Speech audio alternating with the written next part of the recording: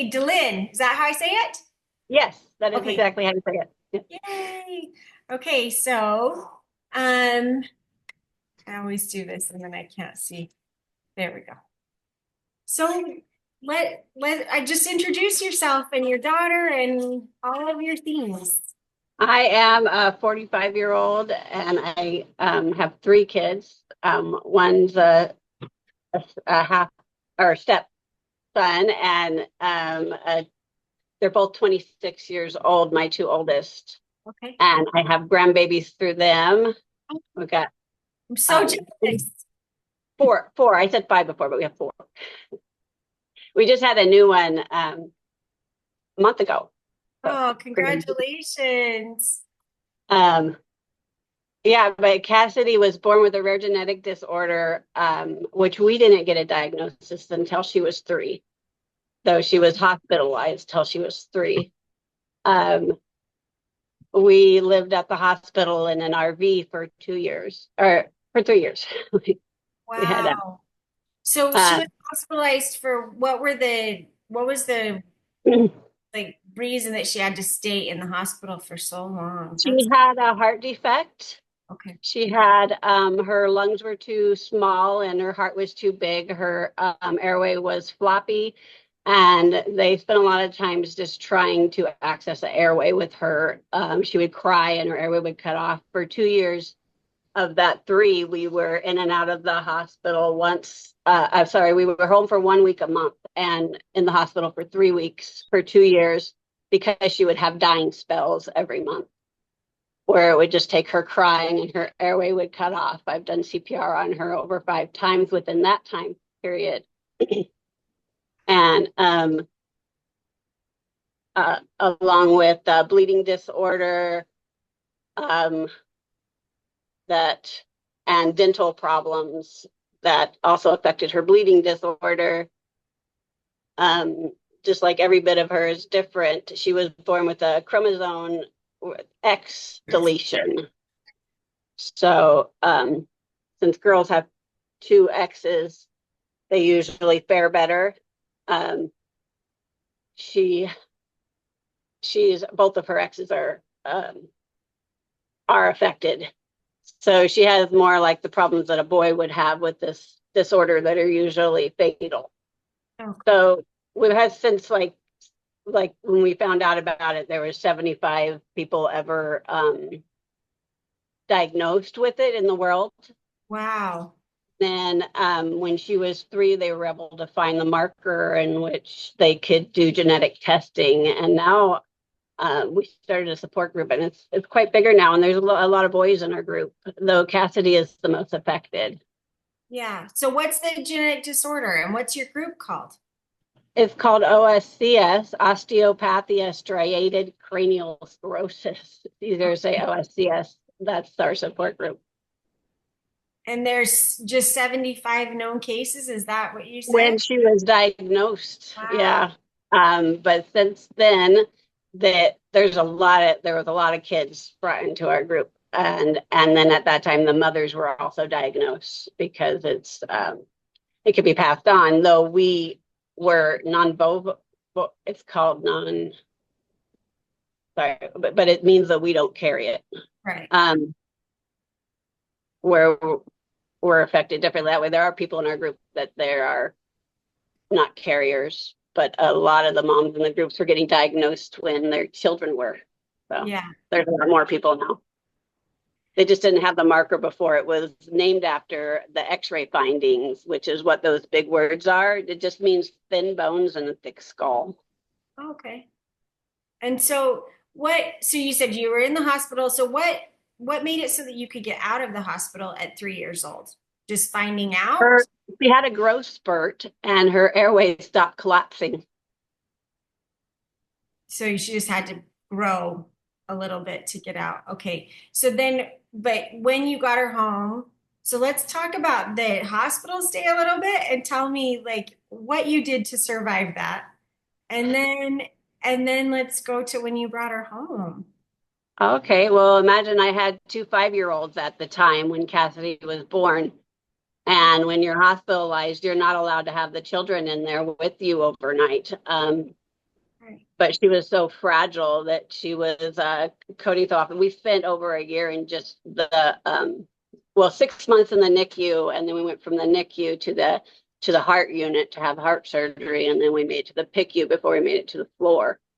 Okay. And so in that time, I had social worker help me put my daughter in school across the street from the hospital, and we changed our address and moved in an RV in the parking lot. And I would put her in kindergarten. They had full-time kindergarten, which was rare at that time, 21 years ago.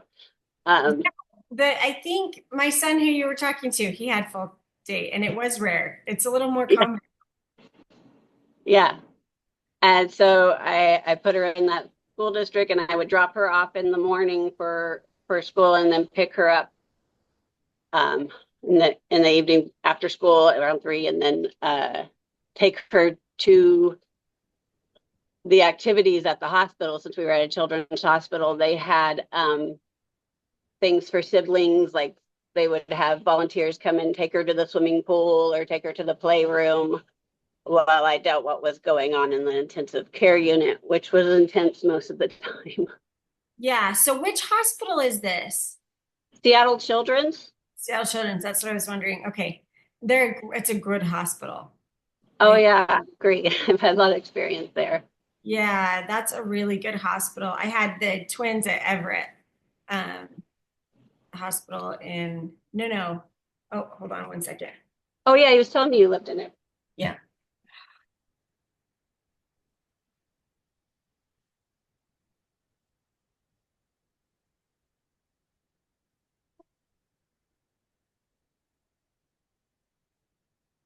She was trying to pull her button out. Oh, So I think she's going to sleep. oh, you're tired. Pull Uh, on it when she's tired. yeah, she pulls on it to get attention usually. Oh, like I, Cassidy. Yeah. I know that was when you were saying that Cassidy does that to get attention. I'm like, oh, I know somebody who does stuff like that to get attention. Um, okay, so I love the sibling programs at our hospital, our children's hospital here. They have sibling programs too. My kids are all older, so I don't use them as much. But every time I walk past, I see the kids like there's a whole room so that they can go hang out during appointments and things. And Oh yeah, that's we the use that. coolest thing ever. So, okay, so you had two 5-year-olds in school across from the hospital, and you're living in an RV for 3 years. This is amazing. Yeah, so it was only one in the school system because the other one is my stepson, so he had his mother nearby. Okay.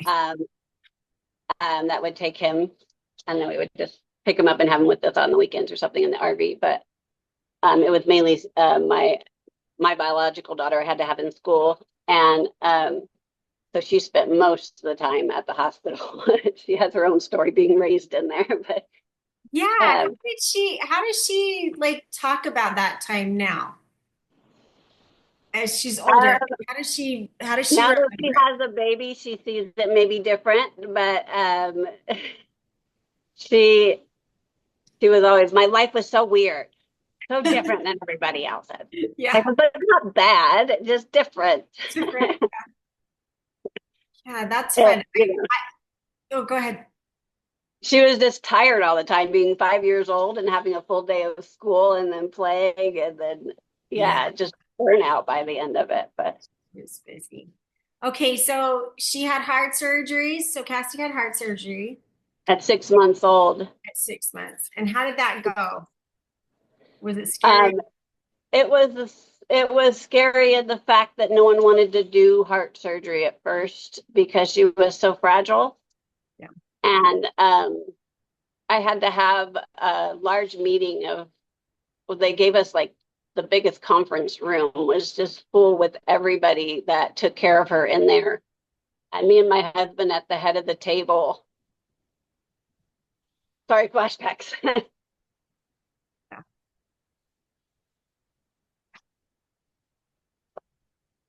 I had to talk a heart surgeon into giving her surgery. He was on vacation, and he was the only one that had pioneered catheterization so they didn't have to do an open heart. And this guy agreed to do it while on vacation and when he got back. And it went really well. They put a patch. She had a hole in between her two arteries. It's called ASD, arterial septal defect. Yeah. And they put a mesh patch in between the two. And that did a lot because she had quite the hypertension. And from there, we were able to go to the pediatric unit and then ICU and then to the floor. So that took a whole year to get there. It was 6 months in the NICU. We were the oldest baby in there. Yeah. Yeah. We were in NICU for 4 months. So yeah, 6 months is Oh yeah, it's a long time. And then we were a back in week the is a big long time at that after that. point. Yeah. Yeah, Um, it's an intense place to be. It was, yeah, and then bringing your other children and then like my daughter would be aware, my older one would be, she was 5 at the time, so she was always aware of all the other machines that came in, and she would get mad when there was more, and she would get upset, and then the nurses would go get her a toy.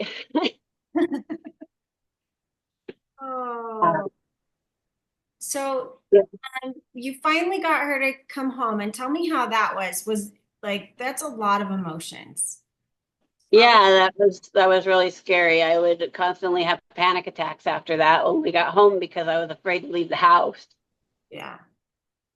And did you end up having nursing come to help you as well? Yeah, I had to have nursing. She was Yeah. ventilator dependent and trached at that time. She was trached at 4 months old. She was ventilator at 2 months. So let me go backwards a little bit. Cassidy, I did bring her home when she was a month old. So she was hospitalized for a month at one hospital that was not children's. Okay. It was Swedish over here. And I was able to take her home on oxygen, no trach, and a feeding tube. Okay. And that lasted a couple weeks before we'd be back in the hospital again. And then my older daughter came home with the flu, influenza A, and Cassidy caught it. And that's where her lungs gave out almost completely. And then they had to give her a trach because she was not coming off the ventilator after that. Her airway and heart was already complex at that time. So So yeah, did they know not that? totally. Did they know before she got sick that that her heart and her air and her lungs were having that much trouble? Okay. No, So they found that out when she got sick. yeah. Oh, I would keep telling people that there was something wrong with their airway because you would hear her breathe from across the room. It would. oh yeah, the retraction. Yeah, and the floppy airway. Yeah. We So had, it took them a long time to figure things out, even though I'm screaming, I need help. yeah. I mean, when she got the flu, I had already been in the hospital 3 times in the ER and they kept sending us home. So we went in for a doctor's appointment and I had her SAT machine and oxygen, which her oxygen only went up to 3/4 of a liter. So I Uh-huh. was using like 2 tanks just to try and get her Yeah. oxygen levels up. And so when we got into the doctor's office, I turned up the volume on her SAT machine that kept going off for days now at 85, times lower. And the doctors came in and said, "Is something wrong?" And I said, "Yes, something's wrong." Yeah. I've been trying to tell you something's wrong. Man, sometimes you really do have to fight. Well, all the time, I think you have to fight for them. So from there, you got transferred over to Seattle Children's. Yeah, we were at Seattle Children's having the appointment, Okay. and the doctor took us and walked us down in the ER and said, "You will admit them. Yeah. Wow. You're not sending them home again." Yeah. And from there, she went straight to the ICU. Well, we spent like a couple hours on the floor and then went straight to the ICU where her lungs Yeah. just continued to have trouble. She went on an osculator, which is a form of a ventilator that uses sound vibrations to vibrate your lungs open. Right. Yeah, I've seen one of those. Okay, man, that's already a lot of story. So Yeah. amazing. Like I just am listening, thinking that you are a really strong lady. Okay, so let's, so now we're 3 years later and you're taking her home. And what do you have prepared to take her home? Um, I had already had it set up since we were going in and out of the hospital for those 2 years. We had nursing agencies come home for that week. Okay.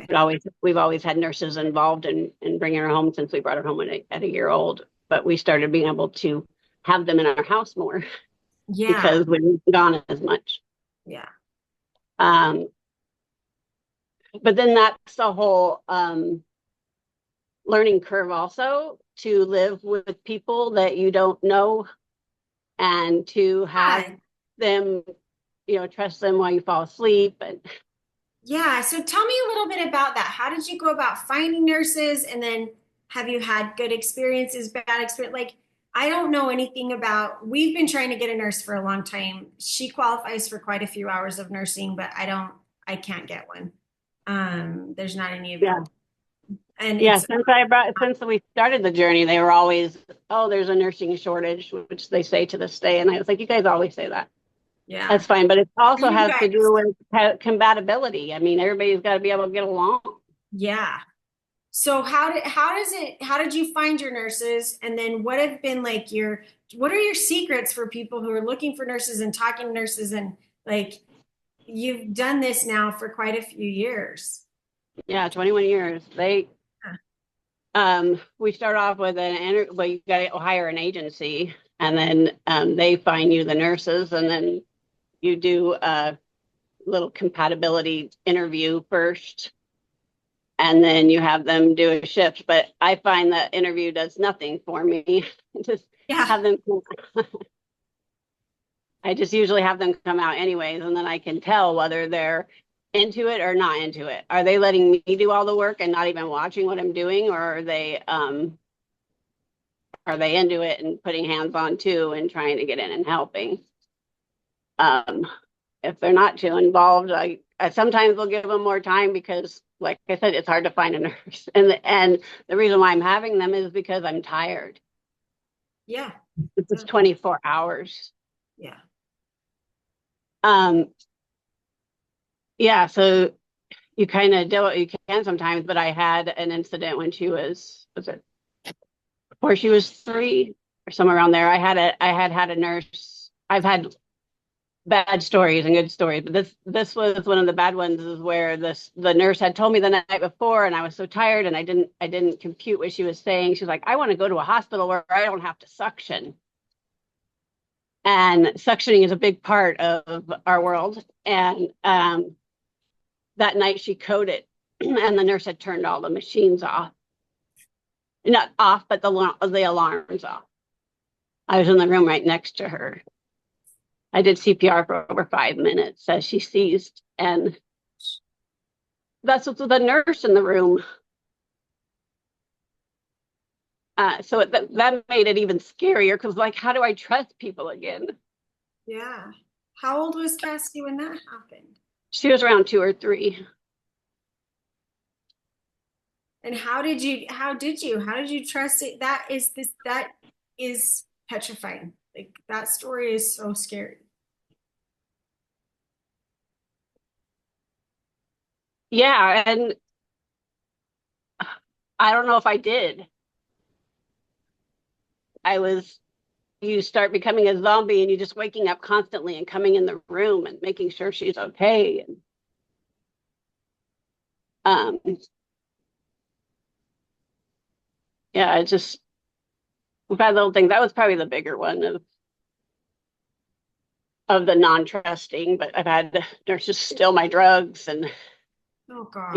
having narcotics and stuff in the house for Cassidy due to her seizure disorder. And yeah, it was something else. But I mean, I still have nurses now, so I've actually absolutely got over that. But but I also don't leave the house.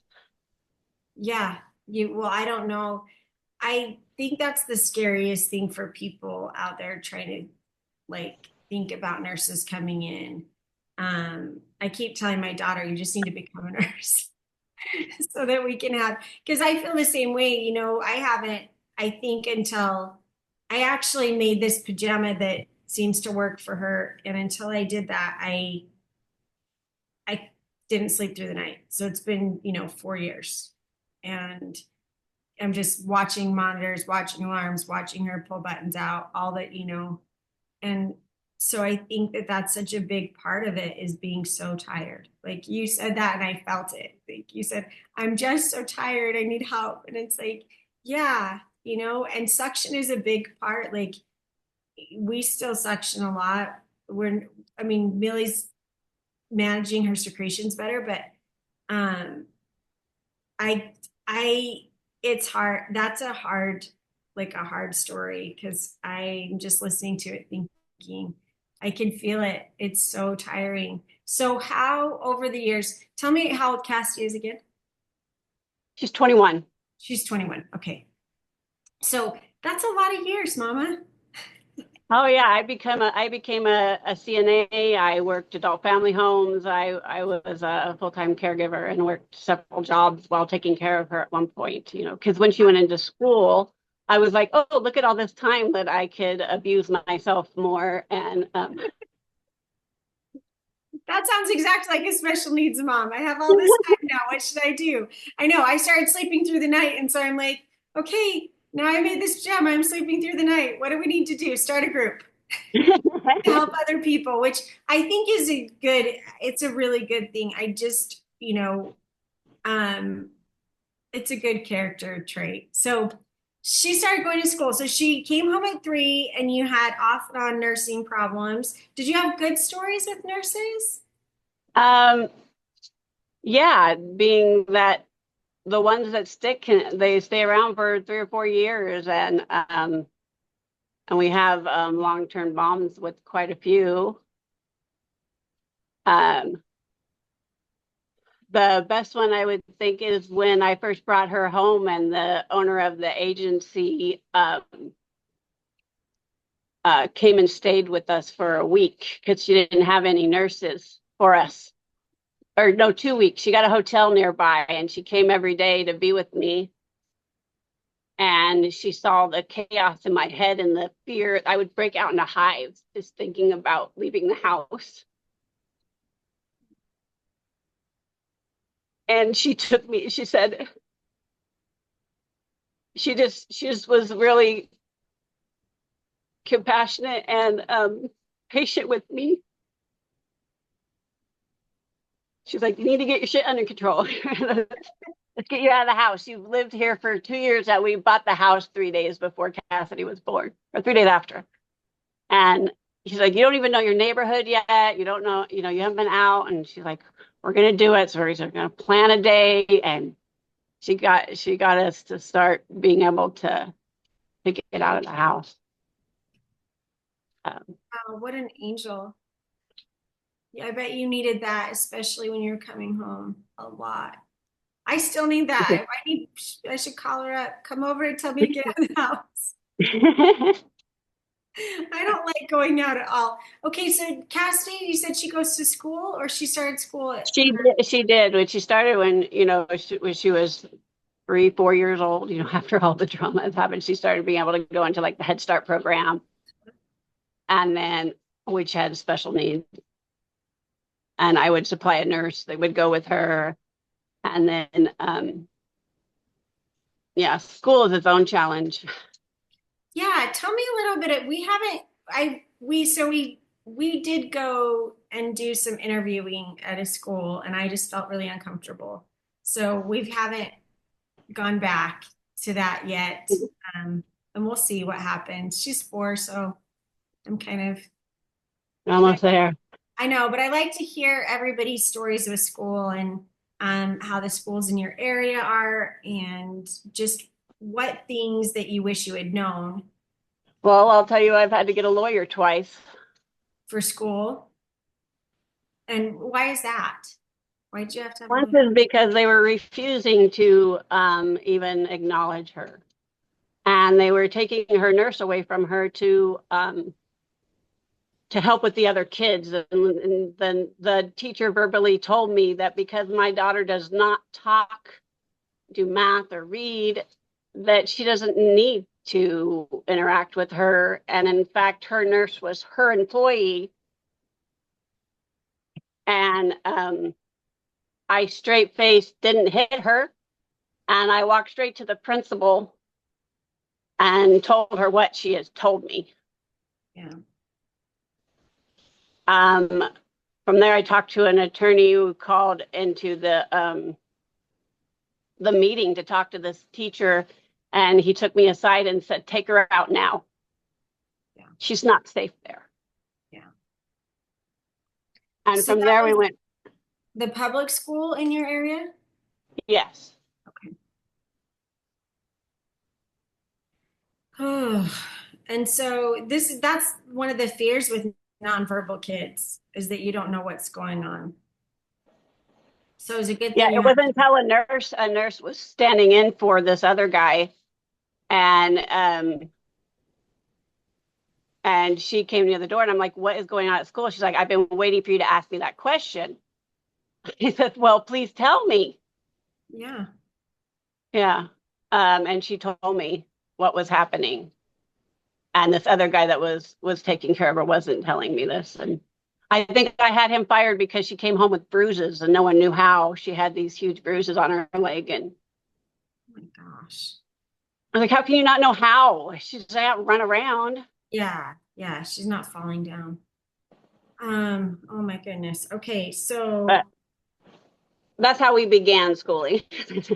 yeah, you're a trooper. I don't know how you kept doing. I'm like, you're amazing to have kept pushing. So, where did you go next? Because you didn't stay at that school. Right. We got transferred to a school that was closer, which I found that school was adapting more to the child and not the child having to adapt to the school. To the room. Okay. And Yeah. do they have a separate room for the special needs kids or do they spend time in both of the classes? Um, she was only in special needs Okay. room because of her high need and requiring a nurse. But what I did after that is I just wouldn't leave her side and I was going with the nurses to school. Yeah. And do they allow you to do that? That was what turned me I off of this. became a volunteer, so I was able to. That's right. My husband and I were talking about last night, and I said, okay, I have to get hired on with whatever school because they told me I can't go. They said, well, we don't like parents to just stop in. And I'm like, well, she can't talk, so I'm gonna have to just stop in. Yeah, like the classroom need a volunteer. Yeah, I Yeah, can volunteer every day. What do you yeah. need? Want me to cut the paper? I'll go cut the paper. That's what I told my husband. I'm like, I'm really good at making copies. Yeah, I can make coffee. I can make everybody's copies in the whole school. It was Okay. really helpful, especially in Yeah. the elementary school. So probably by I think that was happening in kindergarten, and then first grade it got a little better, and I kind of stayed involved. By the time she was 5, I was starting to work again, and be like, "Oh, look, I have all this time." So, do you think that when you were starting to work again, do you feel like that was a good thing for you? Like for I think your, it was because of what I chose to do, and I chose to be a caregiver, though that was like double doing and double dipping. yeah. I learned to caregiver give better, and I learned the rules of it and why we do things and how we do things. I was managing 3 companies, 3 adult family homes. One company, but she had 3 homes, and and then after that, I was doing home care. So I was also experienced the part where the nurses do, and I was Yeah. getting a bigger perspective of the world. Um, I Meanwhile, like that trying to idea. afford my life. Yeah, I like that idea. I like that you were able to learn more outside of when it's your child's care because I think it becomes really personal when it's your child's care. And sometimes, sometimes I do wish I knew more about more stuff, right? Yeah. That's really interesting. So what else? Like, what are the other things that you have learned along the way that you want to pass on? Because I'm trying to like think through your story. You have so many amazing things that we could probably talk a long time about each one. But what do you like to talk about the most with people that are, younger than that you and are younger that I and had to learn to love myself. yeah. And how did you do that? Um, by by acting like I was one of my patients. I think that's Delynn, you need to really, get something to eat. Have you drinking in a while? Have you taken time for yourself? And if it's no, I mean, it could just be a little bit of time. Like I could put an audiobook on or disconnect in a little bit of a way. Um, that realization started hitting me probably 10 years ago, and I started caring for myself more. But then it ended up I needed to quit my job because that was too much for this person I'm now taking care of. yeah. I think that that's a really like that piece of this is so important to me. Um, that it's not about you need a girls' weekend and you need all these things. That's not what it's about. That's not the self-care that we're talking about. I think exactly what you said is the stuff like, have you had lunch? Have you had breakfast? I just started doing that in my own life too. Like I had gained a lot of weight and I'm not used to holding a lot of weight. And so it made me feel really bad all the time, you know? And I just went on a diet that I already knew about. I knew it worked for me. And even doing that, I've noticed that it's something for me. And it's real easy because I already learned it way before we had Millie. And so, but it's like just this thing that's what I call self-care. Like I was worried that I was going to hurt my joints because of what I was doing and I wasn't going to be able to take care of her.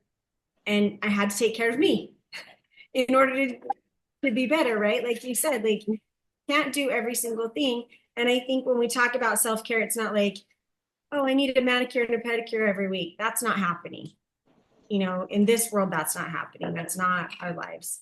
But I think exactly what you said. I really, really like that. And I'm really glad to hear people tell younger moms. Like I wish I had done it a long time ago, Yeah, like 2 years ago. I wish I had said, you need to eat different so that you feel better. Because if you're only going to run on 2 hours of sleep, then you better have something good to run on, yeah. in your body. Yeah, how would you talk to that person that you see doing that, and Yeah. start talking to ourselves that way instead of why can't you do better? What did you Yeah. do wrong today? We don't need to be ourselves disciplinary. We need to be there for ourselves. Yeah, I love that. That's going to be my favorite quote of yours is like, I started treating myself like the patient. Like I would treat yourself nice, like you would treat your daughter, Yeah.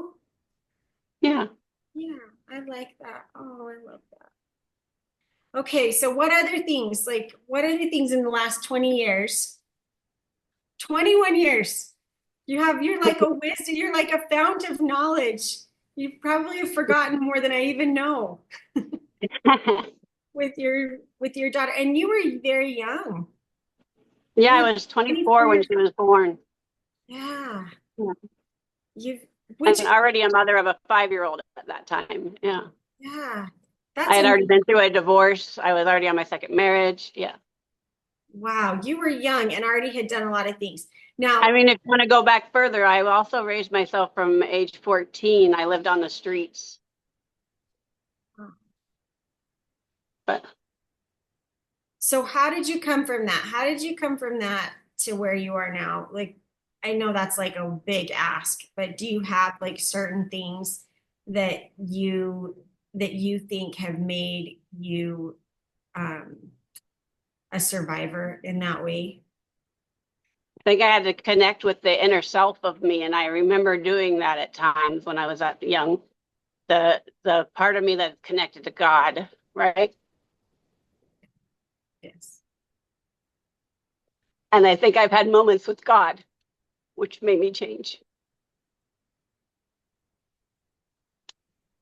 That part of me that said, you're gonna be a drug addict and a piece of shit your whole life. The part of me that said, no, you're not. I had someone tell me, you're going to be like this now because you're a drug addict and this is what your life is going to look like. And I stood up and said, no, I'm not going to be that. And I locked myself in my bedroom for 2 weeks as I withdrew from the drugs I was on. And there's people in my apartment. Remember, I'm 19. I'm no, I'm 18. And I had my own apartment. So I got my own apartment when I was 18, and I worked. But now I'm in a drug scene, and there's people in my living room doing drugs, and I'm withdrawing in the other room. And I tell you this because a year later, after I had gone off everything, my drug dealer, which was in the other room doing drugs while I was doing this, he came back to me and he said, Delynn, I want you to know that you changed my life.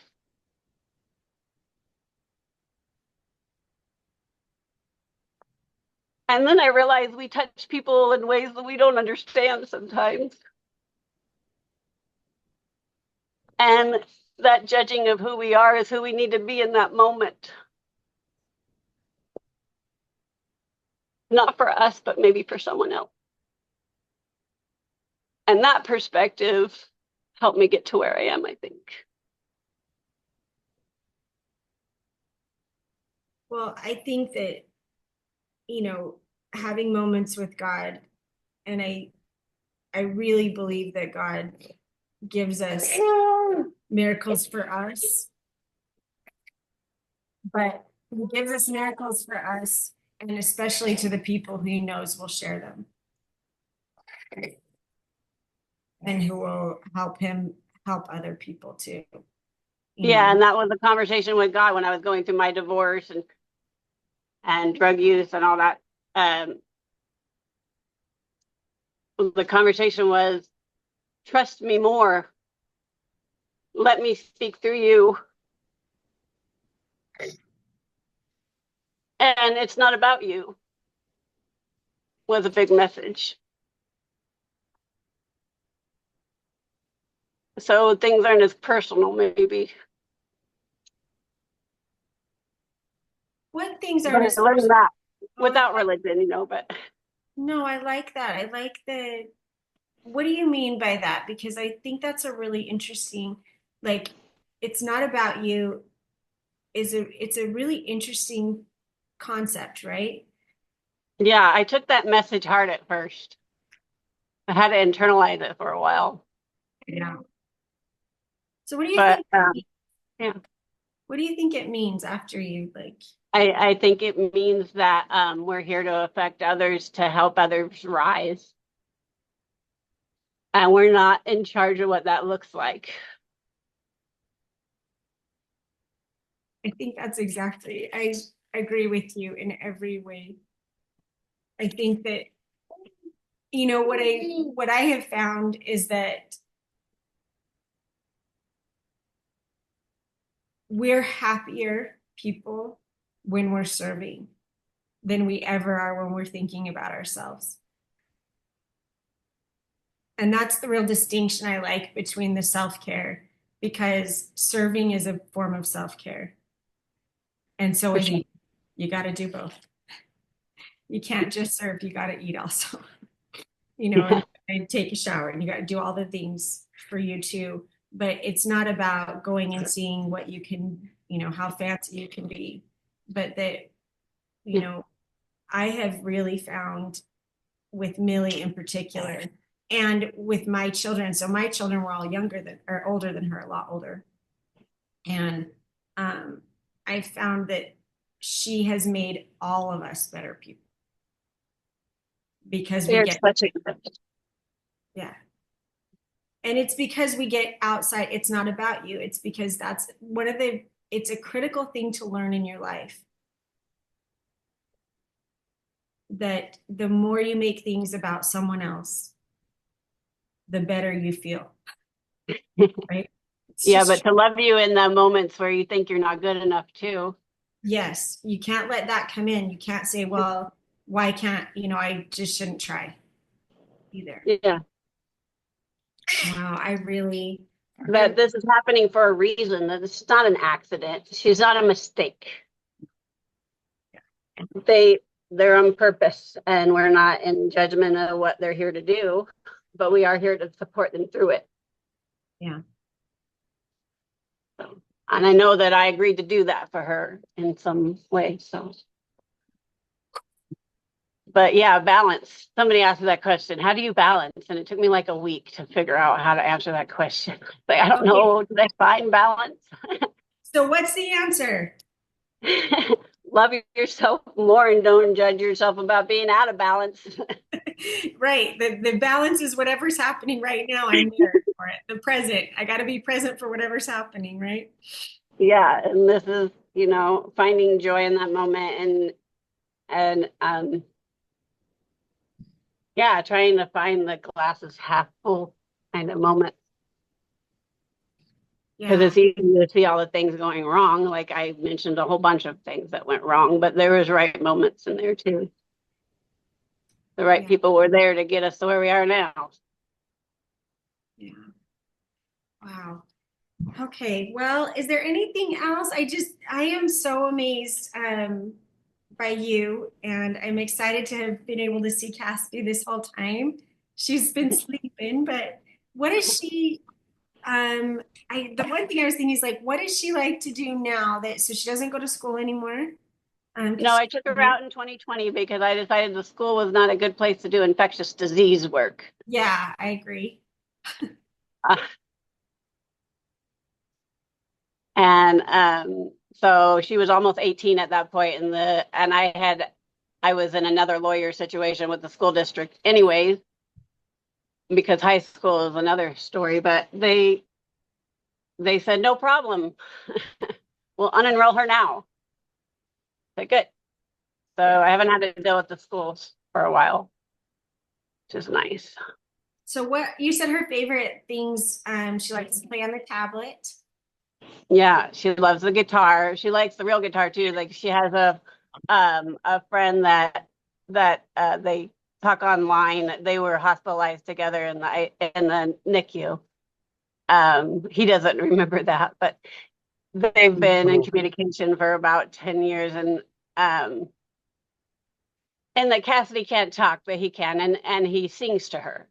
Yeah. Oh. So does she use a talker at all?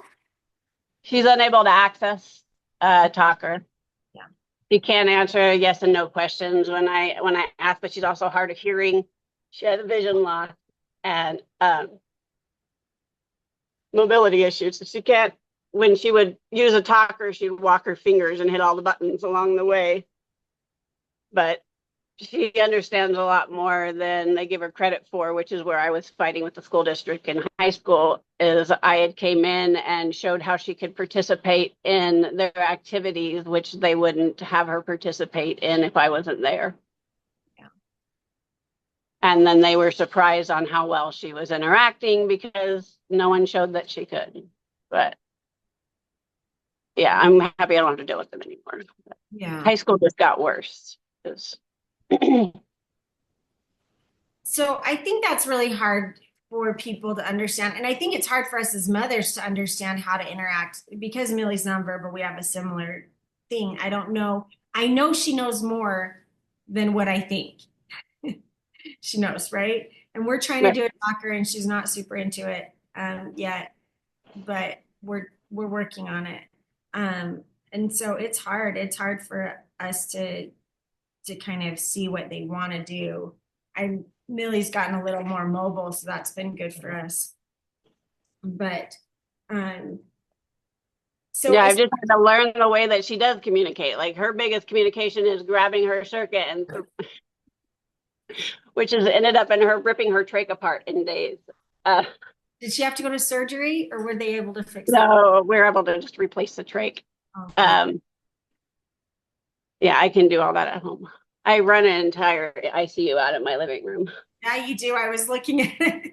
I was like, you've got, we have a lot and you have a lot more. We did it. I started learning about trachs and she was in the PICU and was going to have one. And then she just turned a corner. So we didn't end up having a trach, which, Oh, um, good. yeah, we were really lucky in that regard. Um, just lots of suction, Yeah.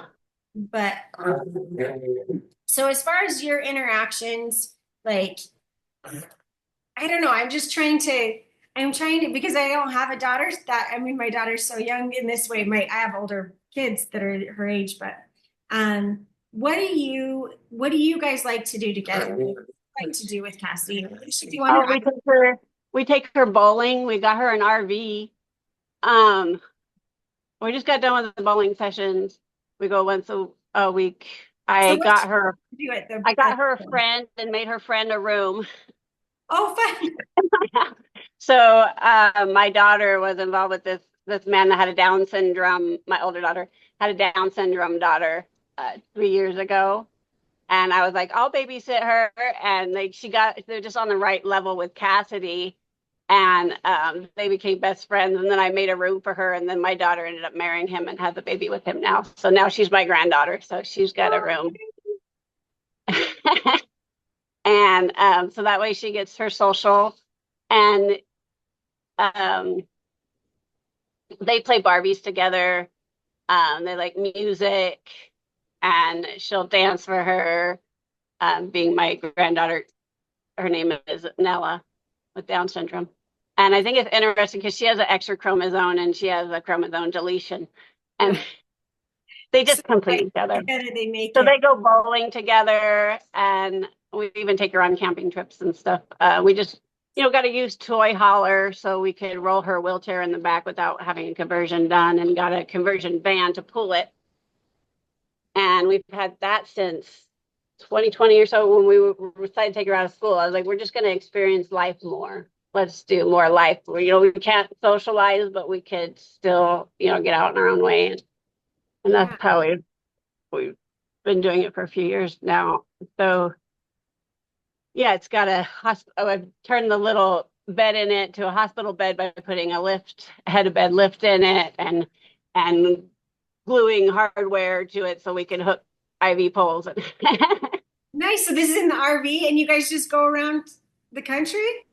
Or not the country. We don't go too far, but just to little campsites, and we were going to his dad's house a lot. This summer, his dad passed away while we were there. I did his hospice care. We moved the RV out there in his driveway. He's over in Whidbey Island. Yeah. Oh, I Uh, love the island. yeah, and he has a nice property there, and that was our favorite camping spot because he had a circle drive, and we could just, like park-like setting, Yeah. and we could plug in all of our stuff and visit with him. And so we did that that was our last time, was the summer, because he passed within a month of taking him home. But that was a lot because we were, like, I'm a caregiver. I could do this. Let's get, because he was dying of cancer everywhere. And he was in the hospital and he was looking at not going back home and he was really upset. So we took him home, and I brought a nurse with us, and that RV came in handy because in the RV was able to hold the nurse while we were in the house, having a room with a hospital bed for her and a hospital bed for him. That's what our summer looked like. It's really rough to take. I did my mom's end of life care while she died with cancer too. Wow. So it's been 12 years. 12 years this year. Um, yeah, in fact, in a couple of days, it'll be 11. It'll be 11 years. Um, and there's something, it's hard to take care of family members when they pass, you know? Yeah, especially when they're stubborn. Yeah, my mom was, yeah. But um, well, I'm impressed like with you and your kindness and your compassion, and I really am just so glad that you were willing to tell your story. Like, I just am really, really Yeah, glad. I've been realizing I need to tell it more. Yes, I So think, thank you for giving me the opportunity. yeah, I feel like one of the hardest things for me has been the feeling that I'm alone or that nobody else has ever gone through that anything. And you know in your mind that people have gone through harder things and are going through, but it's not the same as meeting them, Right. right? Yeah, Because like on TikTok, I was seeing so many more families with vents and trachs and stuff like that, and it almost looks normal when I'm looking on there, and it's like, gosh, that's just not my world here. yeah, I don't see anybody. They keep us so separated. You got to keep patient confidentiality, and nobody knows yeah, unless and you meet you on the street. But you're not going to meet on the street because we're hiding in their houses. right, right. But I think that there's something to our need to feel if, and I don't want to, it's a weird word to say normal, but it's not normal. It's to normalize some of our experiences so that it's like when you open TikTok and you see people doing, vent care, trait care, or whatever, or V-tubes or nonverbal stuff, it just starts to feel like you're not alone. Like I'm not Yeah, singled out, and look at this woman. Look at this, like me, I'm sitting here thinking, you're 21 years into it. You are doing it. You're happy. I met your husband. He looked so happy. He said he like a sweet guy. And like this, this life can be lived.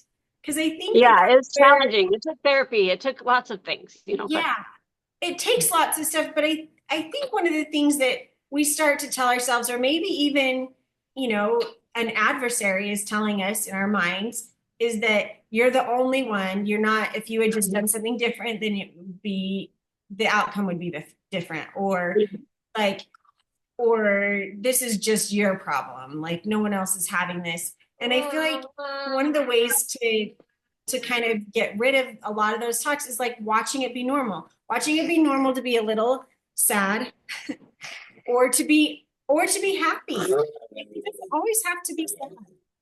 right. Like you're talking about we go on vacations and we do, and I think that's when Millie turned two. When Millie turned two, we finally started doing vacations again.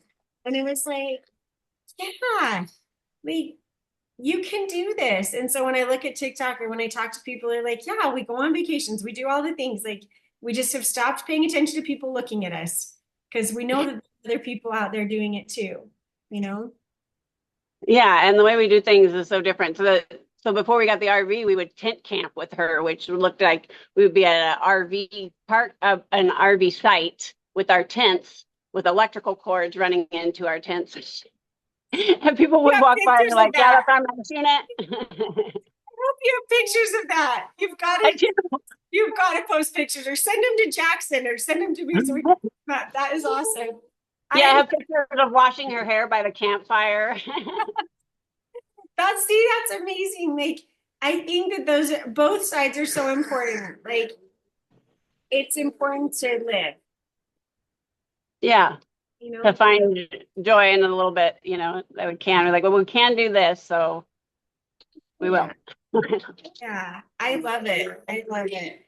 Okay, well, I have got to end, but man, Delaney, it was just so wonderful to meet you and to know you. Oh, and there's your husband.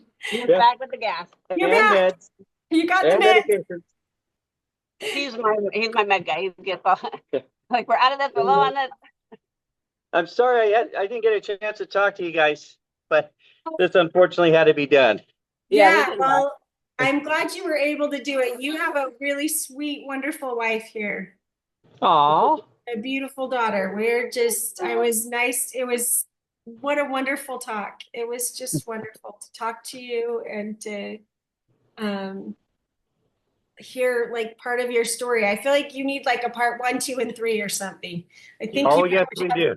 I know, I feel like you probably have a lot more. In fact, maybe we should get you both on and you could talk about how your marriage is done through something because I think That would be a good subject. I think it's a good subject for everyone. I think that it's it's definitely, so maybe we can get that scheduled, but man, it was just wonderful to meet you. Aw. You too. Thank you. It was just wonderful. So have a beautiful day and